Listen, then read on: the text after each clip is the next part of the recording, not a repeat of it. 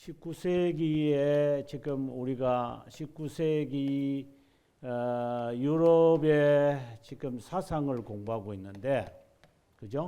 사상을 공부하는데 이 사상에서 철학을 지금 우리가 먼저 배우고 있잖아요.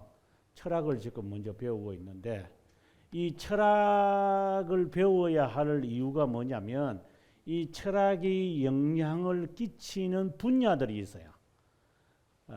그게 우리 신학에 영향을 끼친다거나, 그 다음에 사회에 영향을 끼친다거나, 그 다음에 예술에 영향을 끼친다거나, 우리의 삶에 영향을 이게 끼치고 있어요. 그래서 오늘 우리가 또 그 과학까지도 이 부분들을 우리가 한번 오늘 하나씩 점검하면서 들어가 보도록 할 것입니다. 나중에 예술 분야는 제가 아마 다루지는 않겠지만, 예술 분야에서는 이제 19세기의 영향을 받아서 20세기에 오게 되어지면은 우리가 잘 알고 있는 뭐 그 피카소와 같은 이런 그림들이 이제 등장을 하게 되겠고, 그 다음에 사회에 영향을 끼친다 하면은 우리가 아마 오늘 여기까지 공부가 들어가는지 모르겠지만 그 실정주의라고 하는 것에 영향을 끼칩니다. 영어로 말하면 파지티브라 그러는데, 파지티즘, 그래, 이게 실정주의입니다. 이 실정주의는 우리가 철학에서는 하이데거와 같은 사람이에요. 이걸 이제 어디에 근거하고 있냐면 이게 현상학에 근거하고 있어요. 이 현상학이라는 게 참 철학에서 진짜 이 뭐라고 정의를 후셀에게서부터 시작하는 이 철학이지만 이걸 뭐라고 정의를 못 내려요, 실제로. 이게 무슨 말이냐면 우리가 이 현상 자체를 있는 그대로 보면서 우리가 판단하는 것이지, 그 이면에 우리가 말하는 그 이데아라든가 그 아무 필요 없다는 거예요, 이게. 그래서 이것이 이제 실정주의에 영향을 끼치고, 실정주의에 영향을 끼치기 때문에 과학적이지 않으면, 다시 말해서 반복되지 않으면 이제 이렇게 나오는 거죠. 반복되지 않으면은 그것은 우리에게 유익도 없고 우리의 삶에 아무런 영향도 끼치지 못한다. 그래서 이것이 지금 이게 철학이거든요. 지금 내가 말했잖아요. 철학이 사람들의 삶을 영향을 끼쳐서 여기에 사회학이라는 것이 등장을 해요. 꽁트가. 이게 매우 위험한 거죠. 철학이라고 그 위험하다고 저를 위험하다고 보는데 일반인들은 그 위험한 거 아니죠. 그래서 이 사회에 흐르고 있는 이 정신적 이 사조가 결국은 이 사회학을 만드는 이런 그 철학 사상이, 그래서 이제 이 사회학을 만드는 것이라든가 그 안에 있는 실정주의라든가 이것을 바탕으로 하고 있는 이 현상학이라든가 이 모든 것들은 다 하나같이 지금 여기 있는 철학을 시작으로 해서 전부 교회를 반대하는 거예요. 이게 against church예요. 그냥 단순하게 신존재 증명 우리가 할 수 있어, 이것이 문제가 아니라 여기에서부터 시작을 해서 이제 과학으로 가게 되어지면은 우리가 아다시피 뭐가 나오냐면 오늘 우리가 바로 첫 시간부터 배우게 되어질 진화론이 등장하는 거. 그래서 이게 다 현상학에서 시작하는 거거든요. 있는 것에서부터 우리가 보고, 우리가 2주 전에 우리가 공부했던 샤르트를 보세요. 실존이라는 것은 본질보다 앞서다. 실존이 중요한 거. 지금 여기 있는 현상이 이게 본질이 뭘 그리 중요해요? 우리가 본질을 만들면 되는 거지. 우리가 지금까지 철학을 계속해서 지금 4주째 계속해서 보는 이유가 이러한 것이 결국은 이제 사회 전반부에 다 끼쳐가지고 과학과 삶과 예술과 사회와 이제는 신학까지 오늘 우리가 이제 이것도 보겠습니다만은 다 영향을 끼쳐요. 사회학만 등장합니까? 이제 조금 지나면 이제 공리주의가 등장을 해요. 공리주의. 이 모든 것은 이 실정이라고 하는 마치 현상하이라고 하는 이 뭐 사실상 뭐 후셀이 뭘 그걸 뭐 결정한 것은 아니지만 어쨌든 이번에 이제 이름이 시작하니까 현상이라고 하는 말이 이러한 것들의 철학자들의 이러한 어떻게 보면 철학자들이 만들어냈다기보다는 사회 전반에 흐르는 이러한 사상들이 모든 삶의 영역에 다 영향을 끼치는 거예요. 이제. 그것의 모든 타겟은 뭐냐? 교회 반대하겠다는 겁니다. 교회 반대. 역사에서는 이런 유럽 사상이 이러한 철학들이 진행될 때는 이미 우리가 아다시피 혁명들이 일어나는 거죠. 2월 혁명, 7월 혁명, 그 다음에 프랑스 혁명, 미국 독립혁명, 모든 혁명들이 일어나면서부터 교회로부터 자유하겠다. 저는 이 말 자체에 대해서는 저는 동의는 해요. 왜 그런가 하면 교회가 우리가 지금까지 우리가 교회사를 보거나 그 다음에 우리의 역사를 통해서 볼 때 교회가 교회인가요? 어때요? 교회가 교회입니까? 교회가 지금 사회를 주도하려고 그랬잖아요. 사회를 교회 밑에 집어넣으려고 그러잖아요. 이거는 중세 때부터 계속해서 그리고 종교개혁이 일어나고 난 다음에도 교회와 사회가 결탁하잖아요. 사회가 지지 않으면 왕이 지지 않으면 종교개혁이 한편으로는 사회적으로나 정치적으로나 이러한 것이 승리가 될 수 있겠어요? 종교유착이 그대로 있는 거였잖아요. 제가 늘 강조하는 거잖아요. 교회가 이제는 사회가 이제 반발하는 거죠. 교회 너가 못 믿겠어. 떨어져 나가 이제. 이게 계몽사상에서 시작하는 거잖아요. 계몽사상에서 이게. 이 사상을 부추기고 있는 게 이단 사상이었던 소치니주의나 아르미니안주의잖아요. 이런 사상들이. 지금 한국 교회도 마찬가지고 정치적으로 이 못된 이런 지도자들이 지도자라고 저는 보지도 않지만은 이러한 존재들이 여전히 이것을 결탁시키고 유착시키려고 그러고 교회가 정치에 대해서 지배를 던지려고 그래서 조찬 기도회 같은 거 이런 것들을 해가면서 사회를 교회 지도자들이 다 군림하겠다라고 하는 요 못된 작태들을 지금도 하고 있잖아요. 그러니 사회가 가만히 있겠어요? 발딱하는 거죠, 사회가. 그래서 저는 이런 거짓 교회와 거짓 사상들이 교회의 물량주의에 나중에 이제 우리가 보겠지 공리주의에서 우리가 보겠지만 이 공리주의 지금 이런 공리주의 양적 이 사상 이런 사상을 가지고 어쨌든 많으면 좋은 거야 라고 하는 이러한 사상을 갖고 교회 지금 온 한국 교회가 아마 99.9%는 그럴 거라고. 많으면 좋은 거 아니야. 많으면 좋은 거 아니야. 이러한 사회 사상이 그대로 교회에 들어와 가지고 도대체 교회를 반대한다라고 할 때 여기서 말하는 교회는 뭘 말하는지도 모르겠어요. 이제는요. 여기서 말하는 교회는 무엇을 말하고 있는 교회인지도 모를 정도래. 교회 정체성도 없고 이런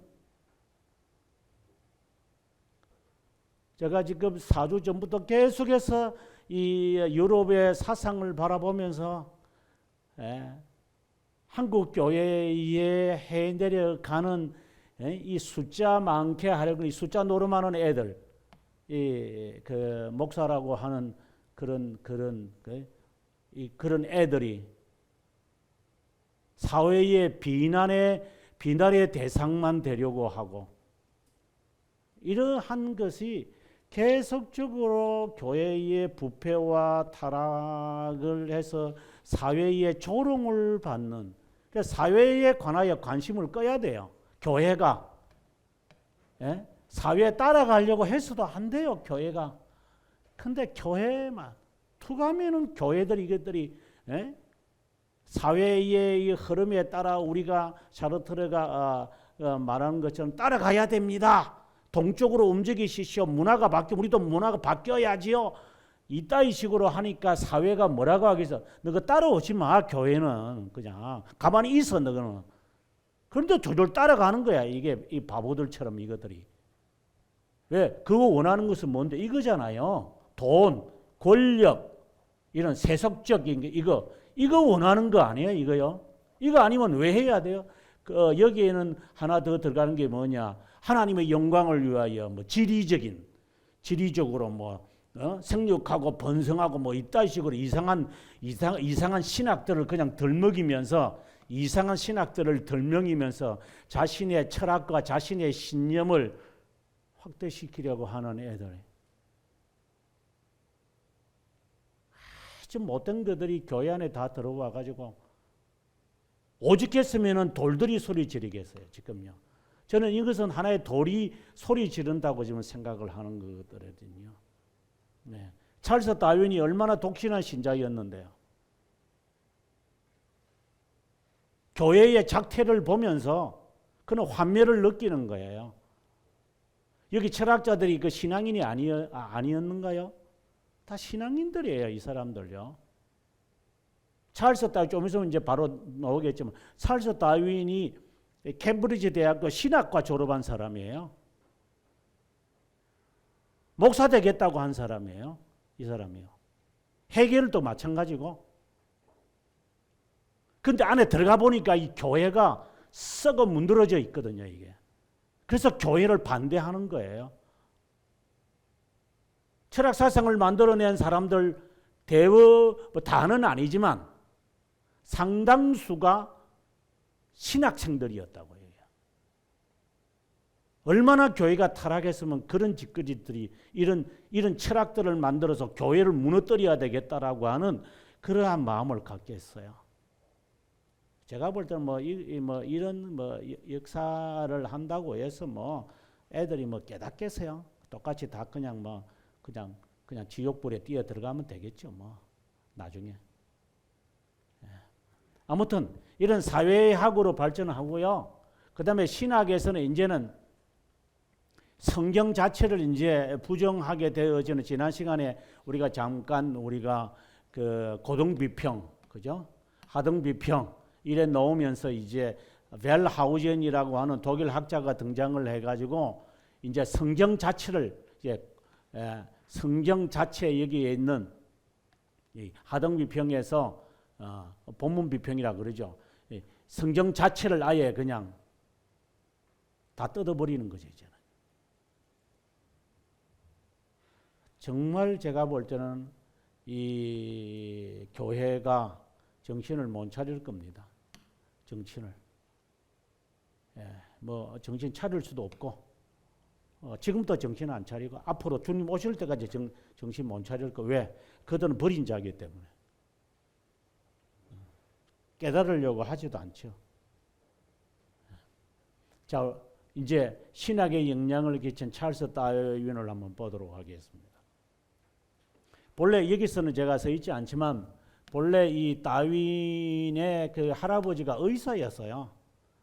할아버지가 의사였고 자기 아버지는 사업가였거든요.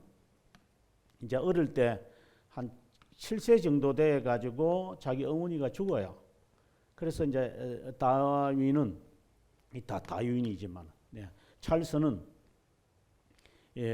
아버지 그 로봇인데 로봇 다윈 그 밑에서 혼자 이제 있는 시간이 많았어요. 그래서 이제 자연에 가서 수집하고 또 본래 이제 아버지가 그런 그 자연에 관한 그 수집하고 뭐 이런 그 벌레들 이런 것을 이제 연구하고 하는 것을 참 좋아하는 사람이에요.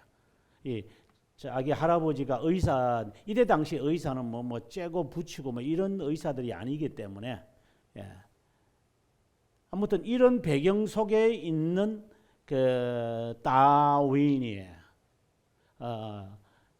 이제 여기서 잠깐 제가 지금 말하고 있지만 여기 보면 목회자가 되기 위해요. 캠브리지 대학을 본래는 이제 이 사람이 에딘버러 대학교를 먼저 가요. 여기 캠브리지 대학교를 가기 전에 에딘버러 대학교를 갔다가 스코틀랜드죠. 거기에 갔다가 의사가 되기 위해서 가는 거예요. 자기 할아버지가 의사이기 때문에 갔다가 이제 침이 안 맞아서 목사 돼야 되겠다. 이래서 이제 캠브리지 크라이스트 이제 칼리지라고 이제 크라이스트죠. 이게 크라이스트. 이게 신학교고 아주 좋은 신학교거든요. 이제 거기에 이제 가서 이분이 공부를 하는데 이게 또 신학에 또 이분이 또 관심이 없는 거예요. 그냥 박물학에만 관심이 있어요. 박물학에만. 그래서 뭐 졸업은 하는데 이분이 아주 그 좀 제가 볼 때는 관심이 없다 보니까 공부도 잘 못하신 것 같아요. 자연스럽지 않겠어. 관심이 다른 데 있으니까. 그래서 캠브리지를 졸업하긴 졸업을 하더라도 이런 박물관학이나 자연학에 이분이 관심이 많았어요. 그래서 이게 자연사에 관심이 많았다. 이제 비글로 여행을 했다 이랬는데 이 비글이라는 데가 어디냐면 남아메리카예요. 제가 한번 지도를 보여드릴 테니까 지도를 한번 보고 제가 설명을 한번 하도록 할게요. 지도를 좀 보여주세요. 이게 보시면 이 사람이 5년 동안 이분이 이제 이 배를 타고 갑니다. 이때 당시에 여기가 지금 플리머스잖아요. 플리머스에서 출발을 해가지고 이 보십시오. 이 거리가 어딘데? 이제 여기가 우리가 흔히 말하는 이제 비드라는 데거든요. 그 다음에 이제 여기서 다시 이제 태평양을 건너서 이쪽으로 와서 뉴질랜드 왔다가 시드니 갔다가 호바시라고 하는 이 큰 섬이 있는데 저도 여기 한번 가봤는데 정말 좋더라고. 여기 갔다가 이제 사우스 아프리카를 가서 다시 바히마로 가서 이제 이게 5년 동안에 이분이 어떻게 보면 온 세상 자연이 있는 온 세상을 다 구경하는 것 같아요. 그러면서 이 수집을 다 하고 자연의 현상에 대한 그것을 데이터를 다 갖고 있어요. 이러고 난 다음에 이제 영국으로 돌아와서 우리가 말하는 책을 쓰기 시작하는 거예요. 그다음에 그다음 그림 하나 더 보여주세요. 예. 지금 앞서 말씀드렸던 이제 남아메리카의 북동쪽인데 여기 보면 비글 서베이라고 있죠. 비글 서베이 이 부분 보면 이분이 여기에 가서 여러 군데를 뭐 뱅글뱅글 돌아요. 뭐 어디 보면 따라가는 것도 헷갈려요. 왔다 갔다 하는 게. 예. 이 모든 여행을 하면서 이분이 이제 자연의 모든 현상에 대한 그리고 이제 이 가운데서 이제 자기 딸도 죽고 이러면서 이분이 이제 교회에 대한 반감도 갖게 되어지고 이거 주시고요. 교회에 대한 반감을 가질 수밖에 없는 게 아까 제가 잠깐 우리 제 책에 놓았는데 이게 보면 비국교도로서 이 사람은 유니테리안주의예요. 유니테리안. 우리 조금 있으면 이제 이거 또 공부하겠습니다만은 그 단일 신론자잖아요. 단일 신론자. 삼일체를 말하지만 단일 신론자잖아요. 이단 사상이죠. 이 이단 사상이 어디서 왔느냐는 것을 제가 한 5주 전에 여러 가지 이야기, 소친이주의에서 이게 유니테리안주의가 왔고 유니테리안주의가 결국에 지금의 오선절파와 같은 이런 것을 만들어잖아요. 그러니까 이런 자들이 추구하는 게 뭔데요, 이게요? 이게 이 유니테리안주의와 같은 사람들이 추구하는 게 뭐겠어요, 이게요? 지금 한국교를 보면 알잖아요. 삼일째 사상이 무너진 이 애들이 뭘 하겠어요, 이 애들이요? 그런 현장을 바라보는 이 젊은 이 다윈이 이 교회를 바라보면서 이게 제대로 된 교회냐, 이런 교회는 필요 없어. 이 세상에 없어져야 돼. 이렇게 말할 수밖에 없는 거 아니에요. 한국교회 제대로 된 교회가 얼마나 되겠어요.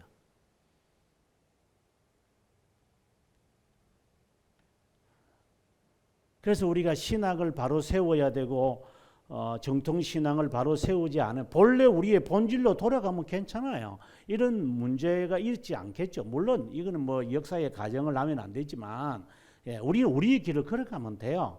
근데 교회가 이상한 존재들이 그냥 교회에 그냥 들어와 가지고 그냥 숫자만 이렇게 비만원을 만들어 놓으니까 각종 질병이 배에서부터 다 출발해 가지고 이게 막 그냥 왜 그렇게 많이 먹는지 모르겠어요. 살찔 것 같으면 안 먹으면 되지. 그 다음에 계속해서 한번 볼까요? 이제 결혼한 건 그리 중요한 것은 아니고, 그 다음에 다윈은 자연적 이제 5년 동안에 이제 여행을 하면서 자료를 다 모은 걸 가지고 그의 유명한 말을 하죠. 자연적 선택. 이번에 그 핵심적인 이야기잖아요. 같은 종류라도 이번에 이제 5가지의 이제 이론을 제시하잖아요. 저는 다 틀렸다고는 보지는 않아요.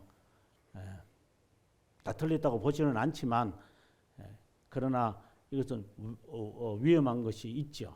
같은 종이라도 격리된 환경에서 적응하면서 개체의 변이가 일어나는데 이런 변이 중에 생존에 유리한 변이로 일어났고 어떤 거는 살아남고 이런 변이가 생존 경쟁 이제 이런 단어들이죠. 자연적 선택이 일어나는 과정에서 후대로 전해져서 진화가 일어난다라고 주장을 한다. 이러한 다윈의 주장은 개체 변이가 유전되지 않는다는 점에서 비판을 당시에 받았다. 이제 과학적인 이런 이야기가 뭘 그렇게 중요하겠어요.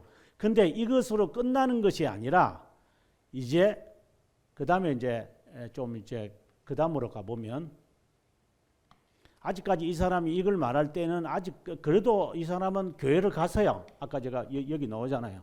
교회 다니고 있었어요. 그래도 이 사람이 그 종의 기원이라는 책을 써도 이 사람은 교회를 가요. 교회 가서 신앙생활을 하는 사람이어서 물론 뭐 제대로 신앙생활을 했다고는 보지는 않겠지만 그리고 그는 과학은 그리스도와 무관하다. 그래 과학은 과학이고 진리는 진리다. 이런 그런 것으로 이 사람이 그렇게 그냥 살아가요. 그래서 이제 그의 그 친구에게 보내는 그 편지를 우리가 보면은 그러한 것을 알 수가 있어. 이게 보시면 내가 비거래 항해 중에 나는 몇몇 공격자들에 의해 성경을 도덕적 기준에서 전적인 권위로 받아들인다고 하여 조소의 대상이 될 정도로 나는 정통신앙이었다. 뭐 정통신앙이 뭘 정통신앙이에요? 어쨌든 그들이 비난했던 그 주장이 그때부터 나에게 시작되었다고 본다. 이 시간까지 구약 성경의 세상의 어리석은 역사에서 나왔다고 보기 시작했다. 바벨탑, 무지개 등등 복수에 가득 찬 폭군의 감정을 하나님께 돌릴 수밖에 없었다. 왜 그럴까요? 성경에 보면은 우리가 하나님에 대해서 우리가 이중지식이 있잖아요. 이중지식에서 하나님은 창조자 하나님이시면서 그 다음에 구속자 하나님이시고 구속자 하나님은 다른 말로 심판자 하나님이시다. 왜 이런 것을 교회에서 안 가르쳐줘요? 하나님에 대하여 이것만 실컷 창조자 하나님, 좋으신 하나님, 복을 주시는 하나님, 꿈을 이루어 주시는 하나님, 우리를 위하여 항상 예배되어 있는 하나님, 이것만 실컷 강조하다 보니까 제대로 된 복음을 안 가르쳐 주니 이 복수라는 단어가 나오면 그냥 발작해 버리는 거죠. 이게 이 책임들이 당시에 거짓 교회이기 때문에 이게 자연스럽게 이런 것들이 나타나지 않는가요? 이제 그는 유물론자입니다. 물론 아내는 이제 신앙을 계속해서 하는 사람이었습니다. 유니테리안주의는 교리나 성경의 권위를 무시하도록 사람들을 이끌어 갔다. 이 거짓된 기독교가 찰스 다윈을 만들어내는 겁니다. 이제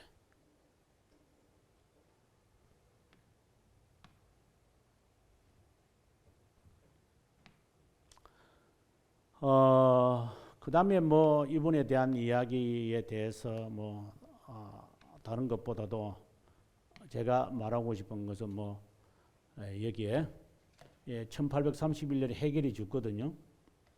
여기에 신학교 졸업하고 5년간 여기 쭉이 이제 이 이야기를 제가 정리하고 있는데, 그리고 20년 근 20년 후에 출판할 때까지 그는 주저했다. 과연 이걸 내가 써야 되느냐. 심적 고통도 느꼈다. 성직자가 되겠다라고 했던 그가 이제는 불가지론자임을 스스로, 그리고 57년 이 책을 이제 쓰기 전 2년 전입니다. 여기에서 불가지론자 흑슬리는 다윈의 불독으로 알려져 있는데 흑슬리에 대한 공개적 공격을 감행하는 여기에 감독 윌버포스에게 무지한 과학 지식을 가진 자라고 비난하기도 했다. 그러자 윌버포스는 인간이 원성에게서 나오겠느냐고 물었다. 이제 다윗은 말하죠. 그거는 당연히 진야의 이론에 의하면 그것이 당연한 것이니까. 저는 이제 여기에서 저는 뭘 말하고 싶으냐면 자신이 가지고 있는 이 사상 또는 뭐 신념도 좋아요. 신념. 우리는 살아오면서 뭐 사회나 학문이나 뭐 경험을 통해서 자기 나름대로의 사람은 자기의 어떤 신념을 구축해 가잖아요. 그럼 어쩔 수 없죠. 뭐 저도 그렇고 여러분들도 그래요. 환경이 서로 다르니까. 문제는 이러한 사상과 신념을 하나님과 연관을 짓고 싶은 점프를 하는 것 같아요. 사람들이. 예술도 마찬가지고.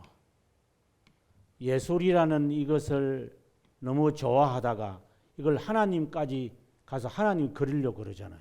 또 신앙 조금 있는 사람들은 뭐 예수님 십자가는 뭐 어떻게 그리고 말이야. 또 어떤 사람들은 예수님 얼굴까지 그리려고 그러고, 이런 자신의 한계를 지키지 못하는 것 같아요. 인간들이.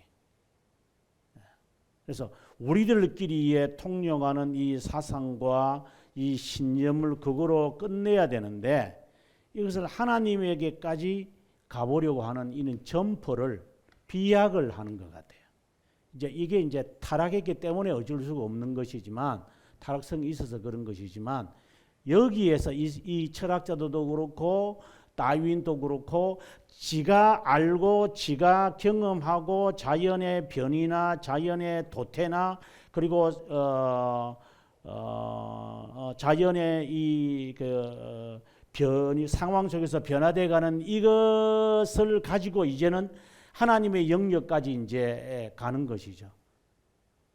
그래서 신앙도 바뀌어야 되고, 그때는 그랬지만 지금은 이제 바뀌어야 돼야 된다. 그러니까 기독교의 처음에 있는 이 기독교는 점점 바뀌어져서 지금에 이르는 것이다. 이제 이런 식의, 이런 것이 이제 자신이 갖고 있는 이것 가지고 이제 하나님과 성경을 다 보면서 판단하는 이 과욕이 이제부터 들어오는 것 같아요. 근데 이렇게 들어올 수밖에 없어요. 저는 들어올 수밖에 없는 게, 교회가 교회가 자신의 정체성을 지키기 위하여 이렇게 점검을 하거나 초대교회 보게 되어지면은 신앙 고백을 만들어 가지고 철저하게 교리 공부를 시키면서 교회에 쉽게 말해서 등록 교인이나 세례를 주는 사람이 엄격하게 해왔던 초대교회가 있었는데 이제 중세 시대를 거쳐서 종교개혁이 되어졌더라도 그 시스템은 다 없어버리고 지금 한국 교회 보면 똑같은 현상이 나타나는 거고 교회 그냥 아무나 들어갔다가 아무나 나가버리고 아무나 데리고 왔다가 아무나 그냥 데리고 옮겨버리는 이러한 모습들이 한국 교회에 얼마나 많은 거예요. 그런데 그런 걸 보면서 그걸 교회라고 볼 수 있겠어요?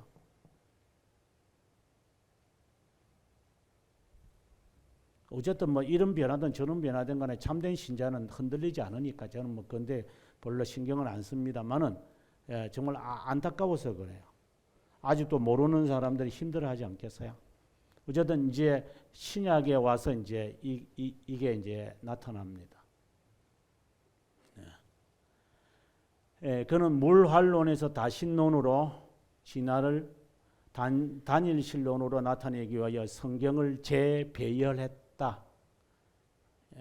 인류학자들과 신학자들은 벨하우젠, 프라체, 스펜서의 개념을 오랫동안 배격했다.